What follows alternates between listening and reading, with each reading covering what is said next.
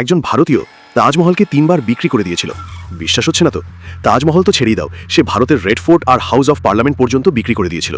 এই লোকটাই ছিল ভারতের ইতিহাসের সবচেয়ে বড় ঠগ। তার নাম মিথিলেশ কুমার শ্রীবাস্তব। দুনিয়া যাকে চিনত নটবরলাল নামে। নটবরলাল ছিল বিহারের বাসিন্দা, পেশায় একজন লয়ার, কিন্তু তার আসল ট্যালেন্ট ছিল সিগনেচার নকল করা। সে এতটাই এক্সপার্ট ছিল যে ভারতের প্রথম রাষ্ট্রপতি ডক্টর রাজেন্দ্র প্রসাদের সিগনেচার পর্যন্ত হুবহু নকল করে ফেলত। নটবরলাল সরকারি অফিসারের ভান করে বিদেশি পর্যটকদের টার্গেট করত, ভুয়া কাগজ দেখিয়ে তাদের বিশ্বাস করিয়ে দিত যে সে সরকারি প্রপার্টি বিক্রি করছে। এইভাবেই সে তাজমহল, রেড ফোর্ট আর রাষ্ট্রপতি ভবনের নাম করে কোটি কোটি টাকা ঠকিয়েছিল। শেষে পুলিশ তাকে ধরে ফেলে। আদালত তাকে দেয় মোট 113 বছরের জেল। কিন্তু অবাক করার বিষয়, সে 8 বার জেল থেকে পালিয়েছিল। এমনকি 84 বছর বয়সে হুইল চেয়ারে বসেও সে নিউ দিল্লি রেলওয়ে স্টেশন থেকে পুলিশকে ফাঁকি দিয়ে পালায়।